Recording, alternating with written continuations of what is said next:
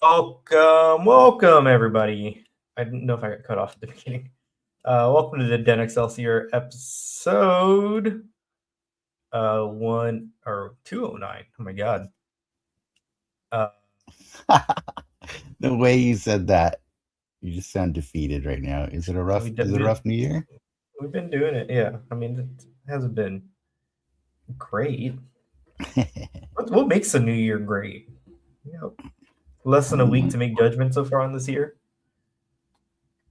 uh, I just meant like is the New Year okay so far for you?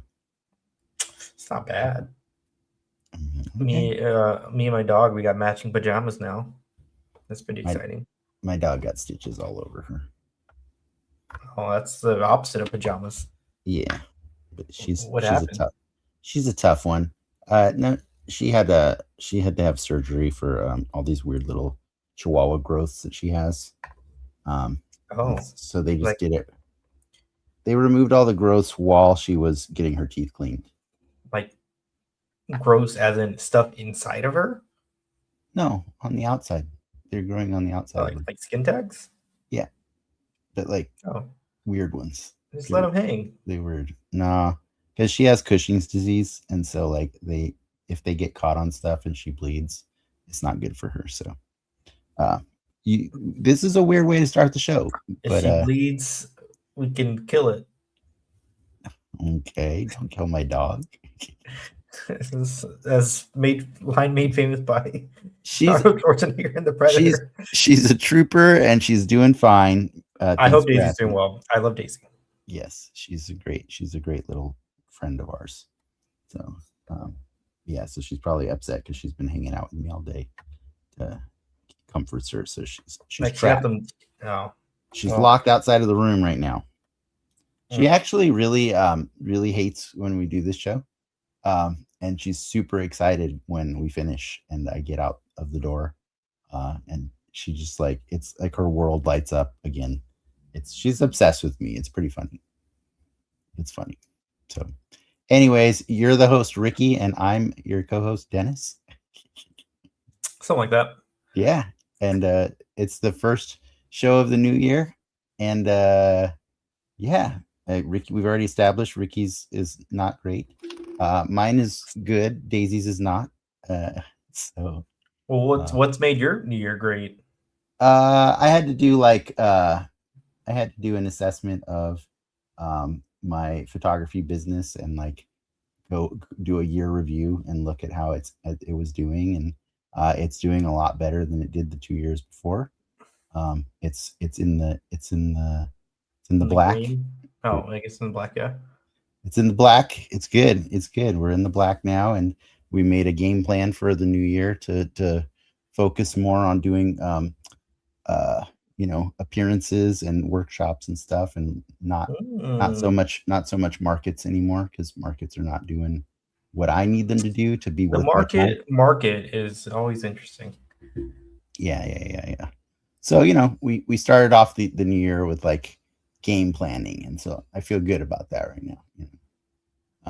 I got a nice Cintiq here that's helping me do my cool editing on my photos and stuff, and it also provides a little uplighting on this podcast right now. So I'm really really bright. No, it's good. I got like a whole bunch of toys all set up behind me. It makes me feel good. It makes me feel powerful. I got a lot of the stuff I like surrounding me. Powerful. Powerful because I'm so much bigger than them. Yeah, no, it's cool. I'm optimistic this week. So Yeah. um, so there you go. 4 more days to And there were jinx. no coups today. There were So no coups today. Oh yeah, man. so there you go. Did we start this show before or after the coup? Uh, this show we started after the coup, Oh, okay. I think. Oh, but we're coming to 5 years then. No, no, no, no, no, no. We didn't start the show after the coup.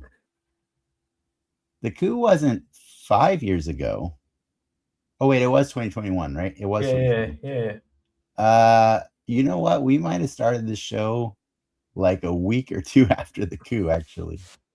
Uh, Those two events related? Well, Right, no. the attempted coup, okay? Like, it was not a successful coup, and we're happy about that. So, yeah. Yeah. We're gonna stop talking about coups right now. Speaking of coup, that's a really good card game. If you've never played it, Okay, I it's thought a we were bit like Werewolf.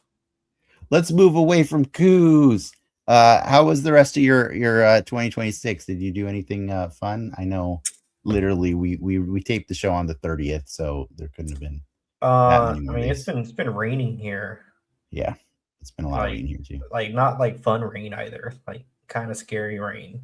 Mm, Um, so that kind of put a damper on most of the weekend's activities.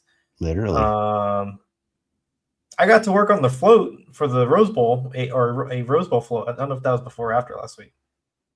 Okay, that's pretty cool. I got to climb up some really sketchy rafters, like super high up in the air, um, that I wasn't too thrilled about.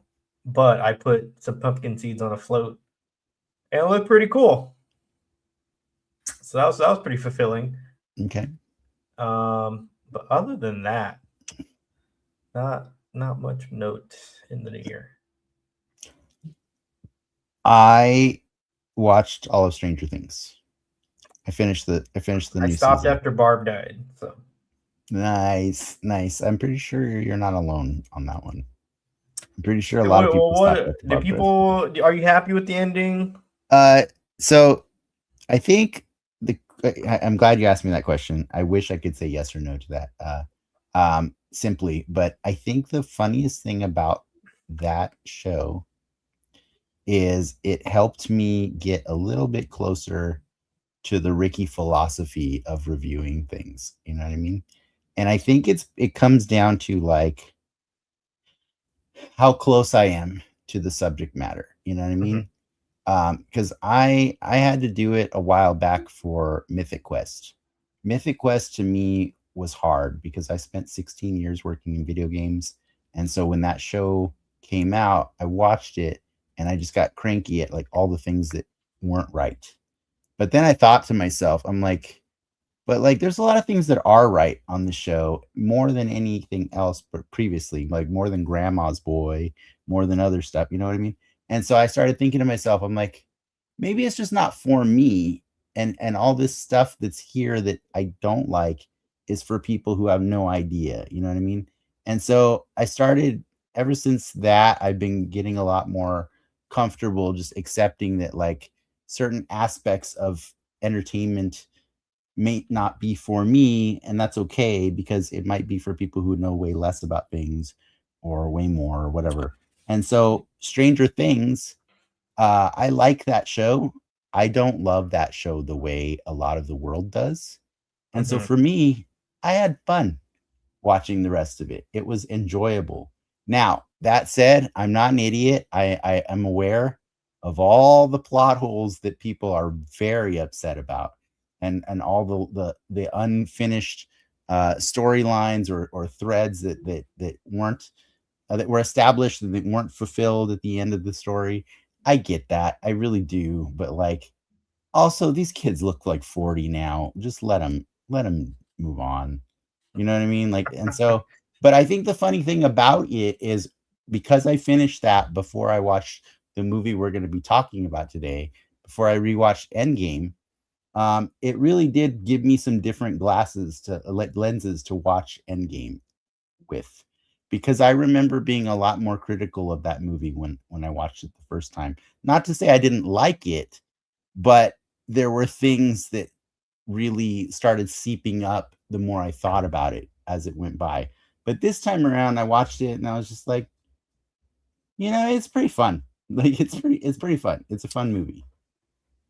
I think it's funny because you say that because like what you're describing to me is part of what makes Endgame and I guess more recent like Avatar impressive, right? Like you don't. I'm trying to think of a phrase. $1 billion grossing movie, in my opinion, inherently cannot be a bad movie, right? Like there's just so much that has to go Mm, right. to reach that type of figure. No, you can also spend a whole lot of money to reach that type of figure. Like I do disagree. I do disagree that like $1 billion movie can't be a bad movie. I do disagree with that. I do think that the Avatar movies are not good movies. Like you will never convince me that they're good Not movies. good movies and bad movies are different things. Oh, okay. You know Okay, what I mean? Like I see what you're saying. like there's just a certain quality that those movies have to check on all aspects of what a movie is in order to reach that type of figure. Depends on what good is. I think are we talking about passing grade? Are we talking about a D, like a C plus, like C minus? I'll take a C plus. C minus, whatever. I think avatars are like C minus for sure. Like yeah, but I get what you're saying. Is like there's a bar, there's a threshold for quality. Oh my gosh, the little dog is in here now. She wanted to be in here. Like I mean, not the shit on like Morbius or Madam Web, but like why not? Why would you not shit on those? They're bad movies. Oh man, you used to like Morbius. No, bad can be fun, but I'm willing to admit that they're bad movies. But you never admitted it was a bad movie before today, though. I think I have. I don't think you admitted that was a bad movie. Madam Web, bad movies. I don't think there's anyone on this planet that's going to disagree about Madam Web. That's like yeah. But I get what you're saying, and they can't make the $1 billion because they are inherently bad in some way. Yeah. Yeah. And so the same goes to your point, to loop it back around. I think the same is true about Stranger Things as well. Mm-hmm. Like you can't have that show be as wildly successful as it is without it being of a certain quality. Now that said, there is a show that people would die on that hill for. Game of Thrones really shat the bed at the end. Mm-hmm. Like really bad. Like if you've never watched it, like don't watch the last 2 seasons because it's rough. I mean, that was a whole fucked up situation too. Yeah. So but I'm saying like I think people want to compare the last season of Stranger Things to the ending of Game of Thrones, and I think that's just like hyperbole. That's just like, come on, man. Like you still had all your actors there. You still had the same people writing the show that started the thing from the beginning. It just didn't hit the expectation that you created in your head of what it should be. You know what I mean? And that's hard. Like, and that's honestly, that was why I couldn't let Endgame be, the awesome thing that everybody wants to say it is, because the bar was set so high with Infinity War. Do you know what I mean? And like, I'm like, you can't live up to this bar. And so we'll talk about that later tonight, about how it measured up to the bar of everything else. But I thought it was interesting. Like I'm happy that I watched Stranger Things this past week, the last season, because it did really prime me for looking at entertainment a little differently and saying like, it's okay that sometimes I'm more passionate about certain forms of entertainment than others, because that's everybody, right? Like there's a whole lot of people that like Harry Potter. I hate Harry Potter, and it's okay. Like it doesn't mean one of us is inherently wrong or whatever. It's just we like different flavors, And so if you come here, if you found this show, it's because we really do like Marvel. We like superheroes. But honestly, we like a lot of pop culture. Like we really do.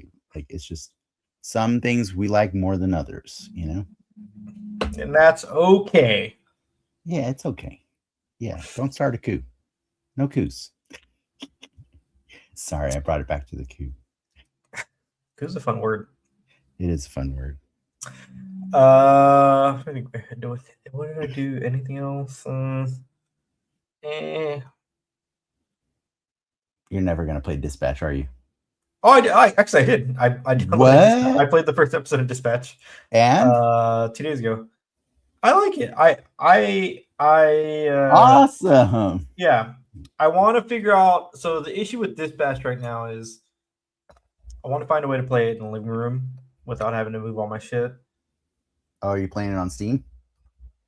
No, I'm playing on my TV or on my PlayStation. I got it for PS5. Oh, you got a PS5, So yeah, so like but your PS5 is not in the living room. it's not in the living room. Gotcha. So I do like what I've played so far. It's a fun story. Um, I work in Torrance, so that's a fun, also little extra thing for me to see some of the stuff that they reference. Spoilers: it looks nothing like Torrance, but it is nice that they do reference. It's like the Invincible version of that. You know what I mean? Like, Yeah. the universe very much feels like it could exist in the same universe as Invincible, right? Like, yeah. Like I fully expect an Invincible Telltale style game to come out in the next 2 years because of this game. It's like we might as well do it. Maybe. Yeah. But We'll see. actually, is Telltale wrapped up in the? They're Warner Brothers, aren't they? Well, I think all the good parts of Telltale are actually at Ad Hoc now.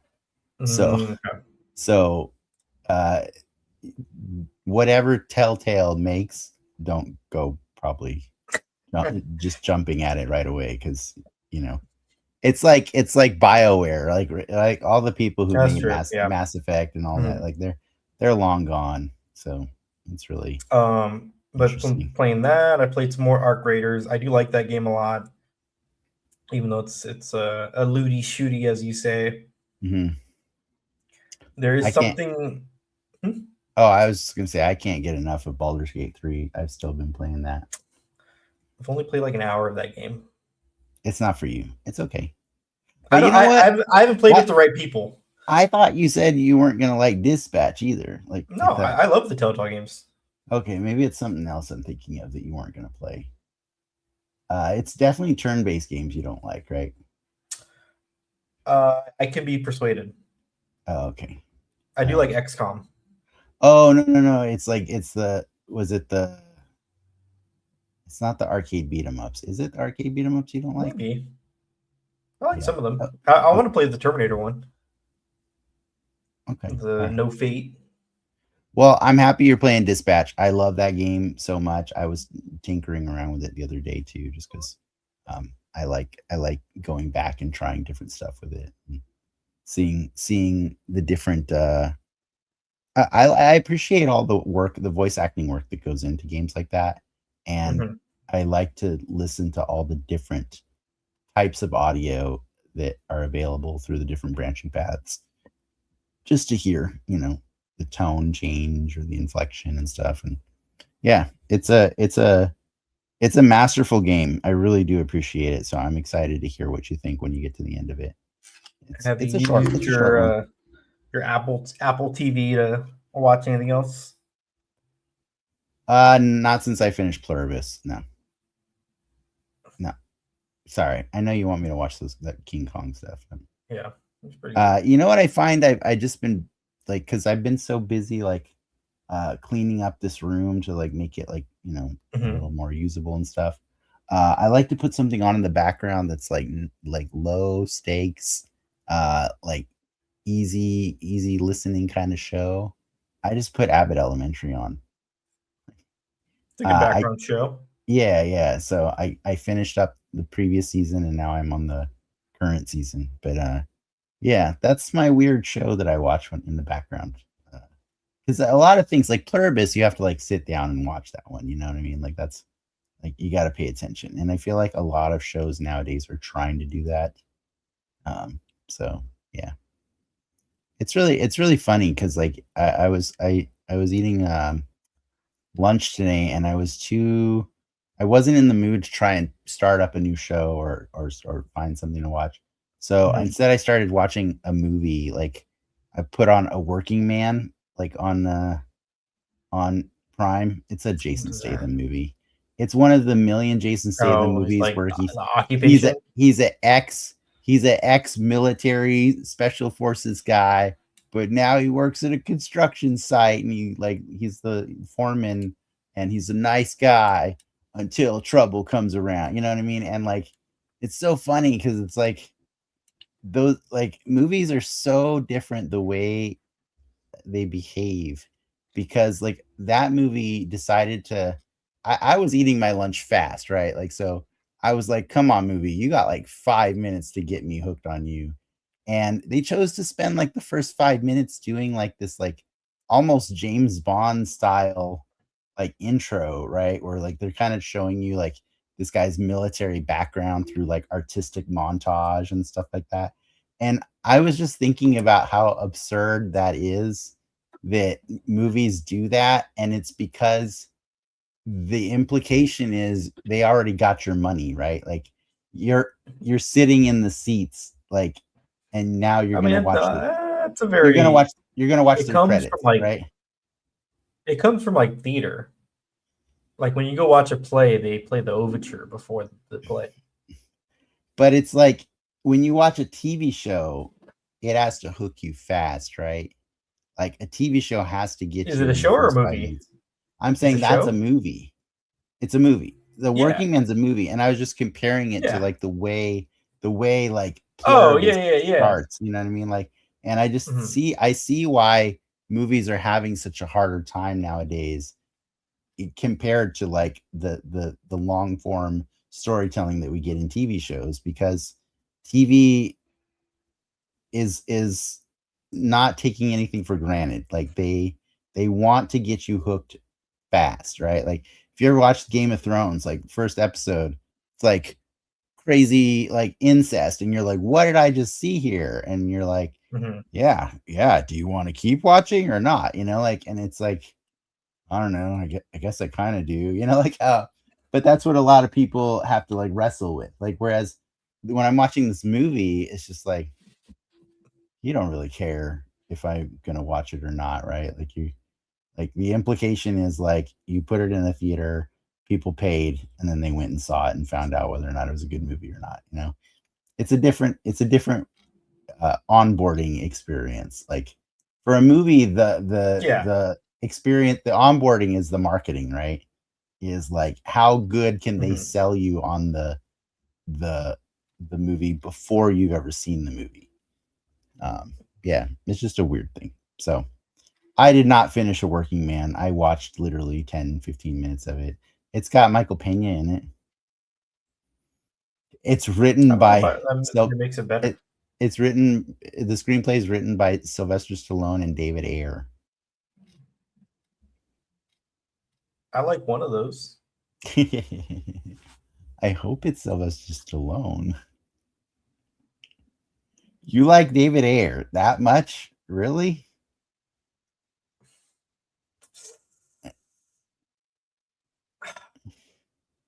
If we're going there, I think Training Day is a better movie than Rocky.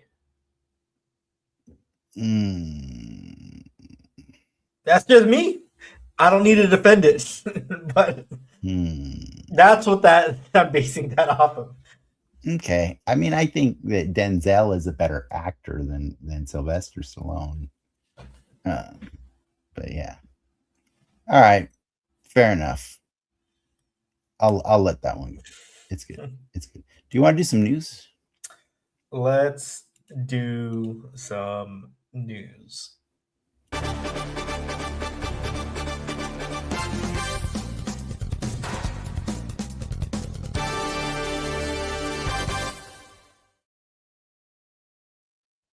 Kind of topical. James Gunn doing the awards circuit podcast this week. Made a comment, uh, and I'm paraphrasing, is he's not interested in prestigious projects, i.e., Oscar bait, uh, Mm-hmm.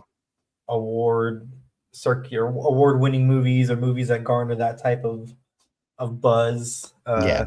this time of year. And I think that's the right answer for his for the position that he's in. You don't see Yeah. Feige chasing Marvel chasing the Oscar circuit. You know, No, if it happens, it happens. It's a very Glenn Powell answer too. That's how Glenn Powell, he refuses to try and do Oscar movies as well. I mean, Tom Cruise never won an Oscar, right? That's He got an honorary one this year, I think. Well, you do it long enough, you get one. I think he did get an honorary one this year. I'm pretty sure because he and Jackie Chan were like the two that did not, and I think they gave Jackie Chan one too. Yeah, I believe Tom Cruise got an honorary one. Yeah, you not for lack of trying, man. Back in the day, Tom Cruise really tried for that I award. just watched like half of Eyes Wide Shut. That was not one of his Oscar runs. Like that Um, was well, maybe he thought it was. I saw that movie with no audio in a bar. Okay. So they were projecting Eyes Wide Shut. Was there an orgy going on at the bar? No, it was a Christmas theme bar. So there's a DJ playing music, a projector screen showing Eyes Wide Shut. I'm gonna put this out there. That is an inappropriate movie to be playing at a Christmas themed event. It was a Christmas themed event at a dive bar. Okay. But I just conversing with my friends who were there with. I'm like, oh, that's Nicole Kidman's butt. That's Tom Cruise's butt. That's a boob. A lot happens in that first half of that movie. So you've never seen the whole movie? No. If you think a lot happens in the first half of that movie, I know stuff happens. Yeah. It gets bonkers. Yeah, that's Kubrick's last movie before that he was able to finish before he died. He did do part of AI. Oh, did he really? Well, he filmed like half of AI, and then he died, and then Steven Spielberg took over the movie. I did not know that. Yeah, I need to rewatch movies from that era. I've definitely seen a lot because when I was very young, I had no comprehension of what was happening. I like Eyes Wide Shut way more than most people do. I like a lot of people think Kubrick got weird on that one, and I'm like, Kubrick's weird in all of his movies, bro. Like, yeah. Anyways, it's good to hear James Gunn note. Like, you in my opinion, the way you get these awards is you try to make the best movie you can. And if it is a truly great movie, the awards will follow. It's not something that you need to chase, as you will. But let's move on. My dog is pissed now. Keep doing the news. One sec. Okay. Keep going. We have another casting updates to the Batman 2, which will start filming later this year. Joining Robert Pattinson and more recently Scarlett Johansson, we have Sebastian Stan is going to be in the Batman 2. Okay. Who's he playing? I don't know. Hopefully he's not playing Harvey Dent. I was gonna say he probably playing Harvey. Well, who do you want him to play? How about that? I don't know. Who does a Sebastian Stan play? I don't know. Sometimes I feel like I have a little bit Batman fatigue. I'm like, are we just gonna keep doing? I'm talking about the Batman. I know, but like, this is like the third or fourth time around we're telling these stories. And if you count Adam West, he would be the third Harvey Dent on screen. No. Tommy Lee Jones, Aaron Eck, fourth. Yeah. Fourth on screen. That's why I was like, ugh, like it's getting a little old. Like, I don't know. I just want. Well, who else in a crime family could he play? It would be cool that we have never done in the movies. The ventriloquist. Okay. You know him and yeah, he has a little puppet. The dummy is, or I think, sorry, it's Scarface and Dummy, right? Is what it is, I think. Yeah. That would be cool because they are kind of mob, but like in a weird in a weird way, right? Where like it leans into the weird of Gotham City in that, like, okay, this guy is a gangster, but he's also a dummy. You know what I mean? Like, it's like he's got like all his dudes just look like regular gangsters and stuff like that. I will say I will be Essentially. bummed because like for what better for worse, the Dark Knight and the Nolan stuff's fairly grounded. The Batman stuff is relatively grounded. Yeah, as but well. you could have this character. You could sell this character as like, Yeah, well, I want a weird guy. Give me a weird guy. yeah, that's why I like that one. I think that one's cool, right? Because it's still plain clothes kind of thing, but he's got a gimmick. He's got a weird gimmick, and It could be, I yeah. like gimmicks without having to go. You know, we're obviously not going to get Killer Croc in this universe. Like Mr. Pig. we're not going to get Mr. Freeze. We'll probably get a Mr. Pig. You can get a Mr. Pig. It's probably time. A Court of Owls. He could be running the Court of Owls. Yeah. Yeah. Speaking of Eyes Wide Shut, yeah. Speaking of Eyes Wide Shut, yes. Right. Yeah. Yeah, no, I like Sebastian Stan, so I'm not gonna be mad. I just like, you know, I think you and I both had the first gut instinct was like, oh, is he gonna be Harvey Dent? Like, and for me, that just like does not turn me on in any way to like, I don't need another Harvey Dent right now, but we'll see. You know, we're gonna get one. We're gonna get one anyways, because like Harvey, they like to like put Harvey in there early in the career. He was there the whole time. Yeah, exactly. So that it makes it more special. But it's like, yeah, that's why I really liked the way they did Ra's al Ghul in the first movie, because like they kind of confuse you, right? Like he's just this guy named Ducard, and you think that the other guy is Ra's al Ghul, and then they subvert your expectations, and you're like, oh, okay, that makes way more sense. They make you racist. Yeah. That's okay. I'm cool with that. I want unexpected, and it's hard. It's hard in these grounded the Batman movies to be unexpected. So, yeah. What other news you got? Last bit of news, we talked about it a little before the show.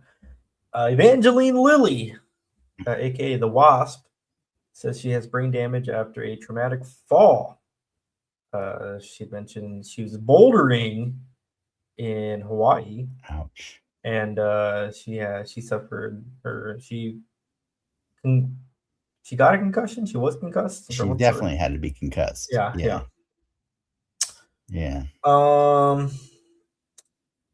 But she's going through treatment, going through therapy, and that's about it. I guess what makes her thing interesting is she's kind of like in this weird Marvel limbo right now.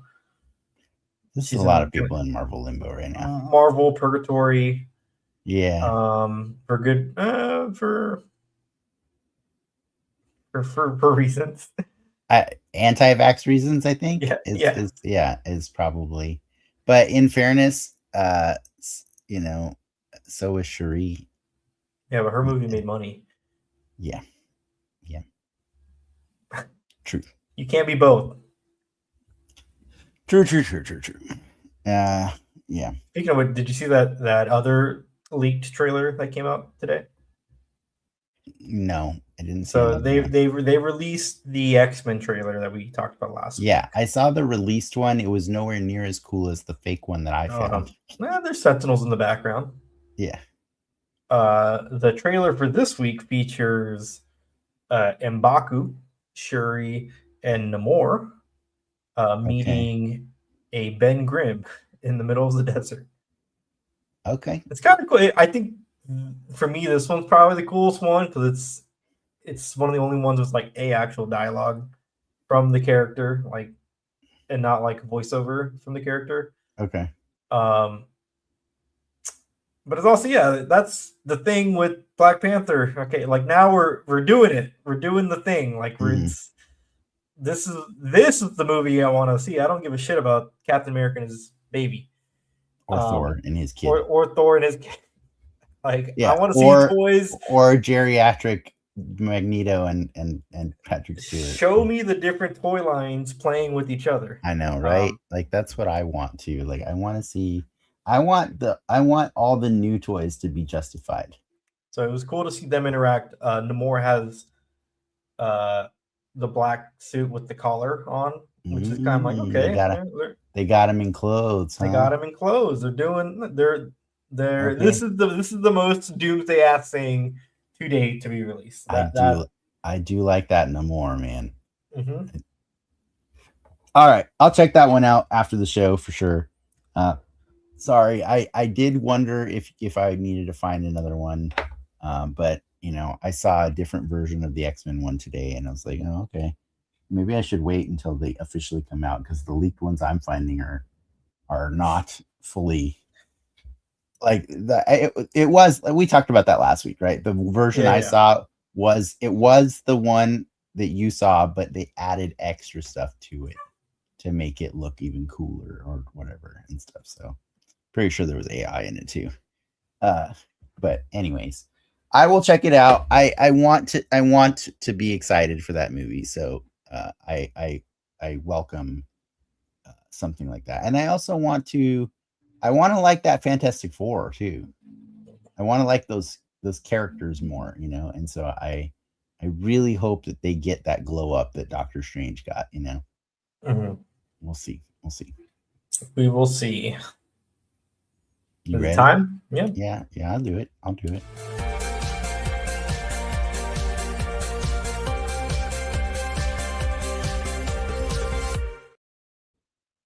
Avengers Endgame. Oh boy. Directed by the Russos, starring way too many people. 2019. 2019. One of the biggest movies ever made. Mm-hmm. It truly is one, or is it the biggest? Well, what's the number one right now? What do we call the biggest? Like, I mean, are we everything talking adjusted for inflation? Are we talking about box office? Are we talking about the amount of box office? The amount of stars that are in it, the scope of the movie? You know what I mean? Like, it's crazy. It's a crazy movie. Like, remember when you watched Endgame? This is number 2 still. Okay, what's number 1 right now? Avatar, the first one. Oh, okay. Gotcha. Mm-hmm. This movie's nuts, all right? Because, like, if you weren't happy with the amount of characters you got in Infinity War, you're about to get so many more in this one. And that's nuts. It's really crazy. I will paint the picture. In 2019, I watched this movie. I had a blast. I really, truly did. But I had more fun watching Infinity War because as much as I loved watching Captain America pick up that hammer, and as much as I loved watching On Your Left, and I love watching the giant like battle that sprawled out across that whole like campus of destroyed Avengers headquarters. The thing about it was a little too big for its britches. Like, I felt like we lost a little bit of character moments in this one because the scope was so big. And that's what I liked about Infinity War is everybody got really good character moments, right? Mm-hmm. But in this movie, I think we had to sacrifice a lot of characters getting real like juicy moments so that we could have awesome fan service, right? Like throughout the whole. And I just want to clarify, I know what fan service means in the Japanese like fandom. I'm not using it in that context, okay? Like I think Americans have adopted that phrase, but it means something different when we use it. I understand that hentai people had it first, okay? I get it. Like when we say fan service, we mean putting things in there that really serve no purpose other than to make us nerd out really hard and possibly explode in our pants. $1 billion movies have a lot of fan service. $1 billion movies can have a lot of fan service, yeah. just real Yeah. quick. The most expensive movie ever made, according to Wikipedia, Justice League, is right? The Rise of Skywalker, Oh, really? 490 million. But the production of Endgame and Infinity War were back to back, and if you count them as one, it is over a billion. Yeah. I also think that Justice League cheated because it did, it got to go back and redo it. And technically, it's not a movie the way they released it at when it was done. Zack Snyder's Justice League, I'm saying. That movie is Oh yeah, expensive, yeah. but it's not released as a movie, right? It's released as a 6-part. No, it's a Six movie. It's 6 episodes you watch on HBO Max. No, Was it not? no. There is a 6 episode cut. Yes, you can watch it in black and white. You can watch it in color, And you or can you can watch it watch. in episodes? Yeah, Okay, it's kind of like the gotcha. Hateful Eight. You can watch the Hateful Eight episodes on Netflix. Gotcha. Okay. Well, in any case, I feel like that one was the most expensive movie for a while. Rise of Skywalker surprises me because I'm like, where'd the money go? Like, Right. Where did that money go? also, that's a bad movie, That is a bad movie. and it's a $1 billion movie. Yes. So we just found. Wait, is it? The, Hold on. wait. The Rise, yeah, right, yeah. Rise of Skywalker is terrible. That movie sucks. The Last Jedi is great. And I know people come at me for that one. That's fine. The Rise of Skywalker is a terrible movie. The Rise of Skywalker is the 42nd highest grossing movie. Okay, cool. So it cost 490 million to make, but it didn't make $1 billion. It did make a billion. It did. So make I guess $1 billion? my argument is flawed. I need to adjust my number. So each one of you got to find a bigger number. The top 50 movies grossing of all time have all reached $1 billion. Yeah, but one of them is The Rise of Skywalker. Yeah, you need to reach. Actually, two billion's a pretty good cutoff. Okay, that's funny. Like I think it's all adjusted for inflation. I didn't adjust my comment for inflation. Okay, that's fair. Whatever, it's okay. But Avengers Endgame. Yeah, we're going back to Endgame. Right, going back to Endgame. So I remember. Here's the thing that splits a lot of people on this movie, right? Mm-hmm.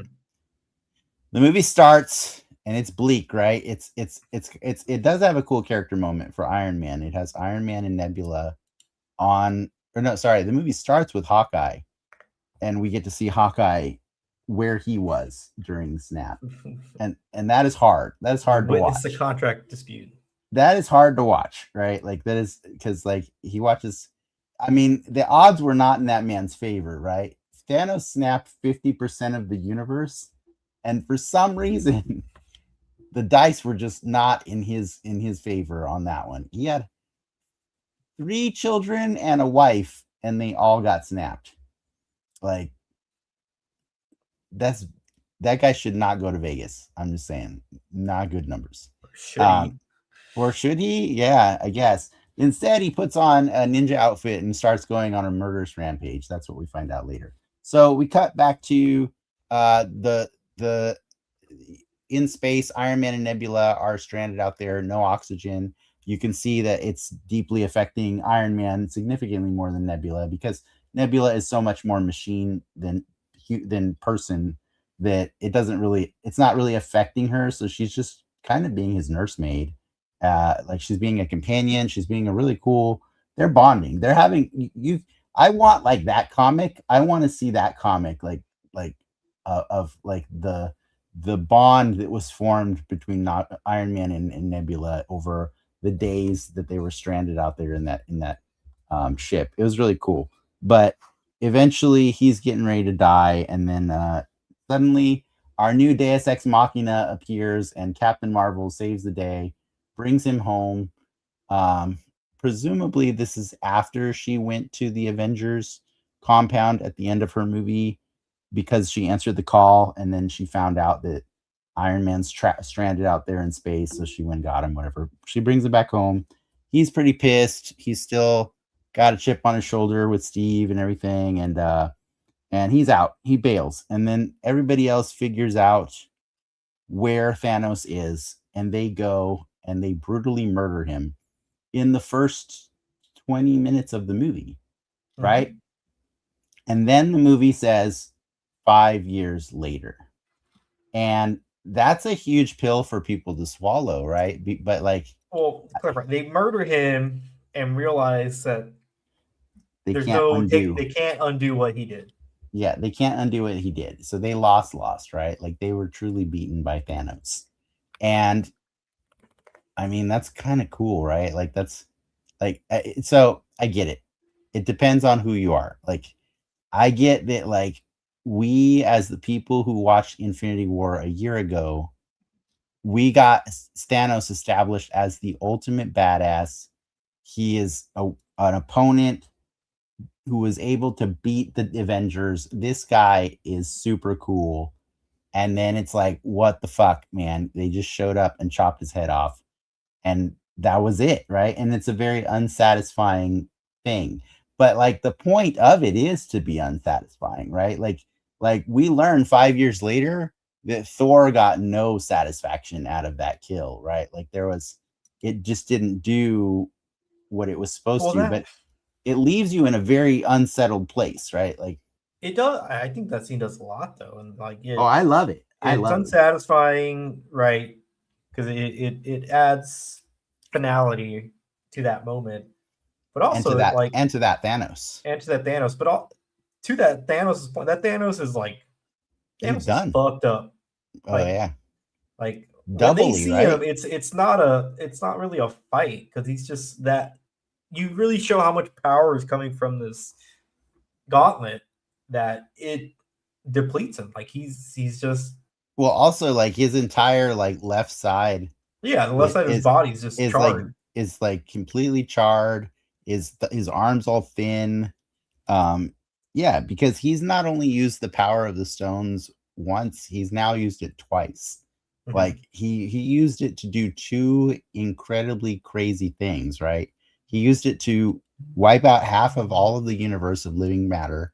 And then secondly, he used infinite stones to destroy infinite energy, right? I don't even know how that works. Like, good thing we don't get to have it explained to us, but he did a snap and he used the stones to destroy themselves. And that wrecked him. So like he is a hobbling farmer at this point when we see him. And he doesn't even try to put up a fight against the Avengers because he already accomplished his entire goal. Like it's Mhm. done, right? And so he has nothing to prove, he has nothing to gain, and that conversation ends with Stormbreaker chopping his head off. Um, and it's and then Rocket says, "What did you do?" Then 5 years later, and I remember the audience just being like, "What?" Like it's a very quiet, like, what just happened here? Like this is not what we expected. And then we start seeing just the tiniest notes of like this world.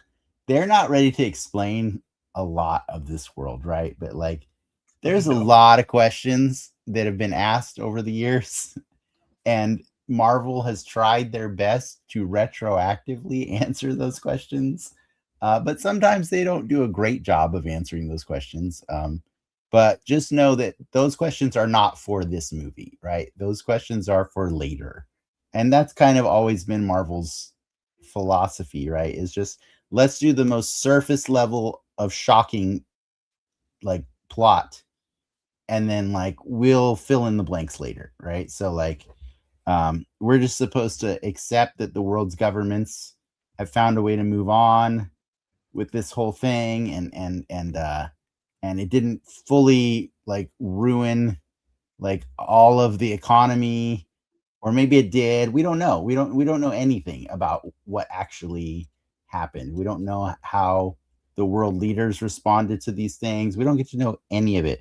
All we know is there's a big ass memorial in the center of towns where you can go and you can find names of all the people who went missing. And the Avengers are looking at a list of all the names who went missing and stuff. And then lo and behold, in some impound lot, Ant-Man The gets rat. freed. He gets freed by a magical rat. And I know our good friend Frank absolutely hates that rat because it's just it's the opposite of like how you want to tell a good story, right? Like you want a good storytelling is this happens because this happens. Because something that your characters did in the story cause something else to happen later, right? We don't want and then this happened, because and then this happened just means like it's lazy storytelling. And so for this movie to be and then a rat appeared and accidentally hit the button and it turned on the machine that's been off for 5 years, and it spit out Ant-Man, and he finally comes out and he eventually explains to the Avengers, no, you don't get it. I was, even though it was 5 years, I was gone for 5 hours. And so I really think there's something to that. That's like time travel, isn't it? And so next thing you know, Time heist. time heist, right? And I don't know that that's what people expected out of Avengers Endgame. No. I don't think I expected it, and I think, I don't know, something about it kind of it made it a little messy. And then on top of that, I really feel like just anytime in general you introduce time travel into your story, unless your story is called Back to the Future, like, or Hot Tub Time Machine, it's risky. It's risky because, like, if it's not the central focus of like your entire story, then it's a gimmick that's being used to advance your plot. And since we've watched several other Avengers movies where time travel was not a component, it's kind of weird to like suddenly throw it in as the Deus Ex to fix this problem. You know what I mean? I don't think it's that weird because there is a lot of work went into getting people ready for that, right? Like story wise, like I think Ant-Man was the point, like the heavy lifting of all of that, right? Mhm. Like that was the point of him, of the quantum zone. The quantum realm is the answer to this question, right? The problem that comes with it, again, are questions for another movie or another show or something like that, right? Like, because they're not going to answer them in this one. What they are going to do is tell you Back to the Future is crap, Hot Tub Time Machine is crap, Terminator's crap. Every single beloved Bill and Ted's Excellent Adventure, crap. Every single beloved time travel movie you've ever learned from, the rules do not apply. And in this reality, the rules of time travel are, if we go back and change something in the past, that creates a branching timeline now. We come back to ours is not changed because ours is still the present. You know what I well, I mean? mean hindsight's 2020, but now knowing what they or at least attempted to do with that time travel logic is we're gonna pretty much directly see the consequences of their actions, right? We were going to. We are going to, We or were I mean, going we to. might still. We might still, but we still haven't, right? Like that's, and I think that's again, these are all things that, like, I think this is why I couldn't love Endgame back then as hard as I loved Infinity War, because Infinity War didn't have this big question of like, well, how do you fix this? You know what I mean? Like, I understand. Like, at the time that Infinity War ended, we all thought, oh, the best answer is now you got to go get these stones from Thanos and you can reverse it, right? Like that's, Mhm. and in fairness, that's the entire plan at the beginning of this movie. And then the Russos decided to just shit on that plan and say, nope, you can't have that plan. We took it off the table. So now you got to do time heist. And to its credit, the time heist section of this movie is quite delightful. It is, right? It's a fun romp. We get to go revisit all the movies where Infinity Stones were a part of the story, right? Like we Mhm. get to see the intro to Guardians of the Galaxy again, and Peter doing his little dance with like on Morag. We get to see the Battle of New York again. We get Tilda Swinton back, even though that was problematic the first time. They doubled down on Tilda Swinton and brought back the Oh, ancient one. yes, yeah. Yeah. So like it's fun. And then on top of that, we even get a little bit of Captain Carter, the TV show kind of retro um fitting where Tony and Steve have to go back to Camp Lehigh, I think in New Jersey, where the Tesseract um, and the Pym particles are both present, and we get a young Michael Douglas in one scene of the movie. It's really cute. There's lots of fun fan service. That's what we're calling it, right? Like, um, lots of cool moments for Steve and Iron Man. Make no mistake, Tony and Steve are the central characters of this movie. Like Thor is kind of like a tertiary character, but everybody else is just like frosting, right? Like nobody else really gets to have much of a story in this movie. Like Ant-Man doesn't even get a complete story after he's done his part. Like he's just like everybody becomes background characters, right? To At least, like yeah, in this movie for sure. yeah, for this movie. But Steve and Tony, we are now on board to give them fitting ends. Like you can at some point you can just tell this movie is building up to something big for Steve and Tony. And so it finally does, right? Like we get the whole the twist where Nebula, you find out that the network she's on is shared by the same network of Yeah, she's uh, on the 5G band. yeah, the same 5G that the actual Nebula in that time period is. And so because of that, she starts receiving information that she's not supposed to have. Thanos of that time, which is like 2014 or something, I can't remember, or 2012, I don't remember when it was. That Thanos is able to see his own death. He's able to see what happened, and he's able to devise a plan. So they capture Nebula before she's able to go back on her time heist, back to the future, back to the present, whatever. And they replace her with evil Nebula, who also gets a hold of the Pym particles, and Thanos presumably uses it to create a bunch of Pym particles, or just shrink his whole damn ship. Who knows? Whatever. And so when they finally come back, Hulk does the thing. He figures out I have to do it. I'm the strongest person. These things emit gamma radiation. I'm born to do this. Like this is my thing. So he tries his best to fix the whole thing. Obviously, we're glossing over the part that Black Widow had to die earlier in the movie for this to happen. R.I.P. It was a cool moment. It's one of my favorite moments in the movie is her dying. But then, yeah, the Hulk does it. He fixes it all, presumably. We're going to assume that he knows how to put people who were on flights 5 years ago safely on the ground. We're also going to assume that he understands that the position. He's a smart guy.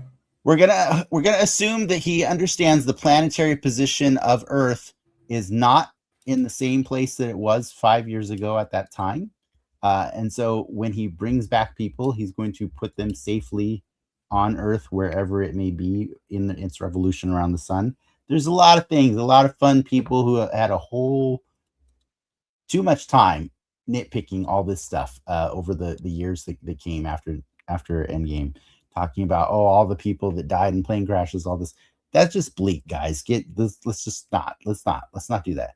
The Hulk's smart. He put everybody back. Thanos shows up. War ensues, and then a big giant, like, I don't know, what was it, like a 20-minute fight scene occurs, and it's Oh great, yeah. right? It's Hmm. awesome. It's a super fun moment. I'm never gonna take away from like anything from that. Really great. And then Iron Man dies, and we get a lot of sad at the end of that movie. And then we get a little bit of uplifting, where we get to find out that Steve got his ending too in the last few minutes of the movie. Um, I like the ups and downs, but very much like Stranger Things, I think that it's easier the less I care. Like, when I watched it in 2019, I cared a little too much. Hmm. I cared a little too much, and so I was angry at a lot of little things. I watched it this year, and I just enjoyed myself. I just enjoyed all the silly moments, all the fun moments that they had. I don't know. Like, maybe I'm just softer, maybe I'm dumber, who knows. But what what about you? What, like, did you like it more this time around or less? The same. Okay. So I routinely revisit this movie. I don't actually. Not in its entirety, but for clips. Like, oh, let me watch that clip real quick of the final fight. Let me watch uh them on Vormir talking with the Red Skull. And I mean, it's hard to talk about this without talking about Infinity War, but this is the things this movie, the characters that this movie puts together, and the combinations that you get to see, that is what, that's the dream, right, of this universe. We have Rocket Raccoon chilling with Tony and the Hulk building an Infinity Gauntlet, While Ant-Man eats tacos while Ant-Man outside. eats, Yeah. eats tacos at the Avengers campus. And you think about 10 years prior to this, right, or 11 years prior to that, at that time, Yeah. we were wondering, like, oh, will we get War Machine in the Iron Man sequel? I know, right? Yeah. It's just worlds beyond from where we started. But there was so much work put in prior to get us to the point. Again, we're the time travel part of this movie is not even, like, at least for me, like a big leap, right?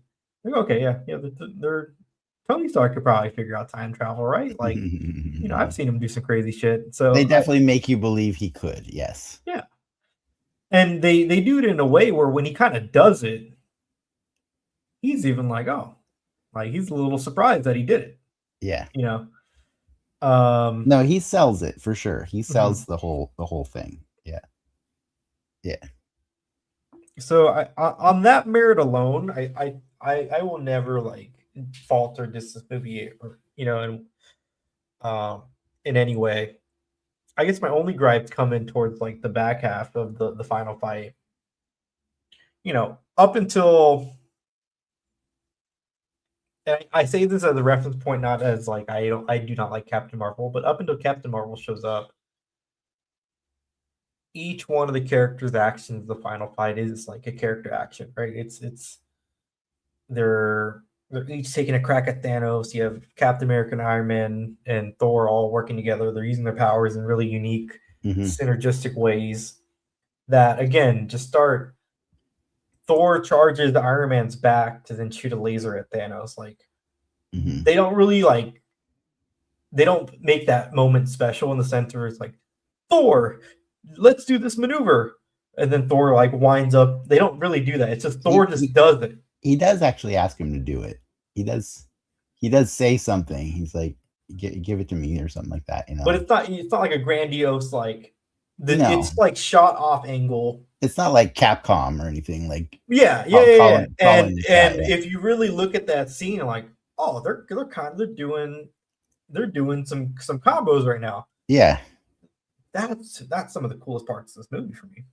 it's when we get to like the back half of that fight where it does start to be gratuitous, and you start having some of these not out of character moments, but just out of context moments. It's like, oh, why are we doing that? There's like Mm, the world is at stake here. Let's in some of the levity or some of the actions they choose on the battlefield. I'm like, oh, it should mm. have been a little different here. You know, my Um, favorite part on that battle hmm. is all the ladies.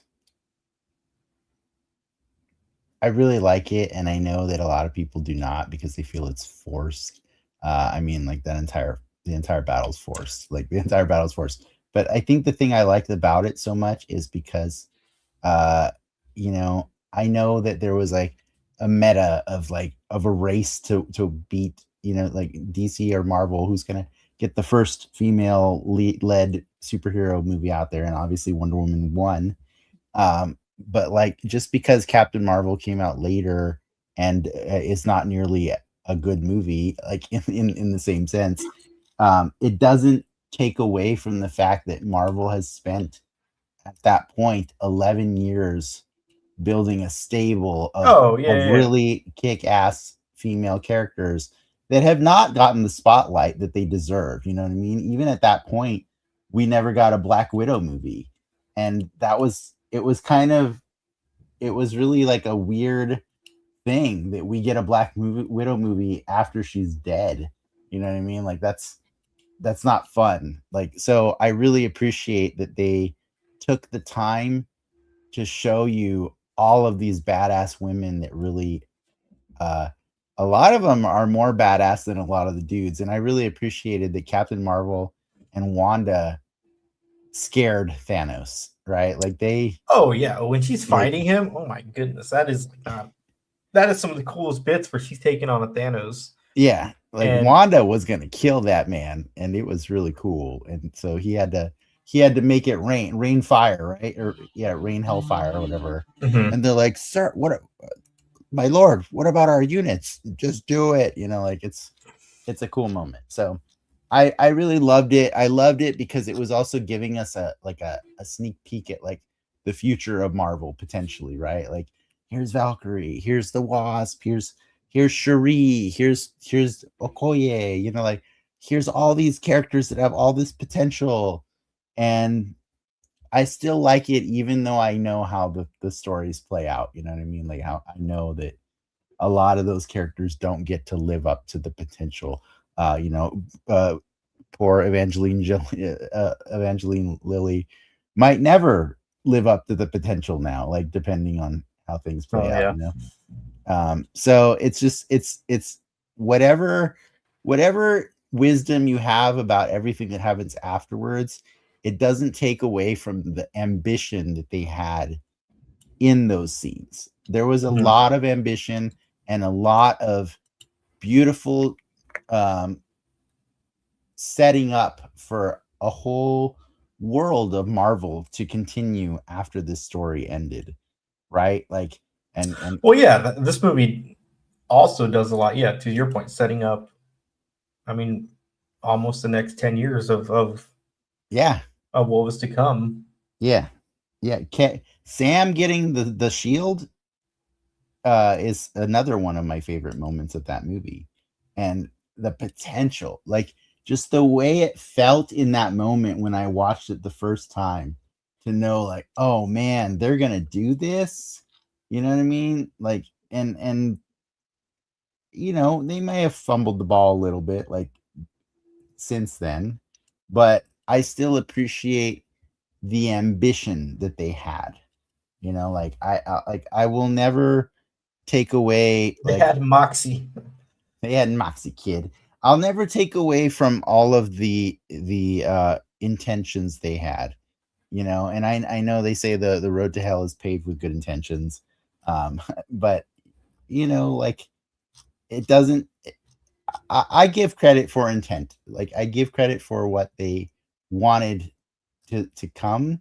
And it's just unfortunate that like, in 2026 here we are, and we have seen the way that the phases have played out after Endgame, and they're not quite what people wanted them to be. So um, I don't knock Endgame for that, but I do knock Endgame for creating more questions than answers.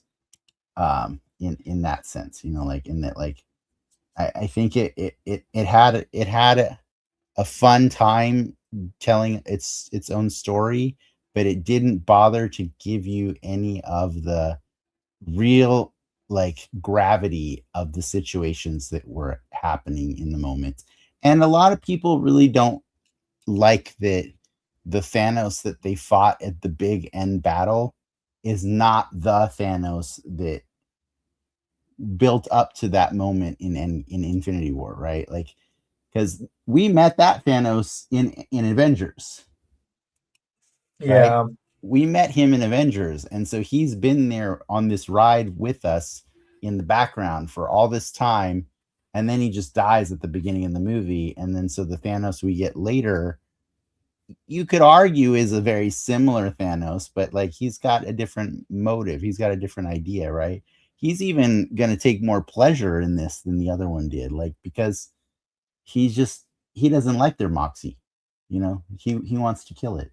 He's just not happy with it. So I understand like the gripes in that sense is that people didn't you don't get to have the end boss scene with the actual end boss. Like that's a weird feeling. And so I think all of it is why I'm a little hesitant about the Russos coming back for Doomsday, because it's like, all right, you guys got a lot of cleaning up to do. Like, you know what I mean? I almost feel like they're the janitors of the Marvel universe now. Like they have to do Well, I the mean, like, cleanup job. if anyone can fix it, it's them, right? Like, Ooh boy. it's a lot of Yeah. weight, a lot of money, Yeah. a lot. They're they're not signed for Secret Wars. Are they not? I don't think so. Oh boy. Hold on.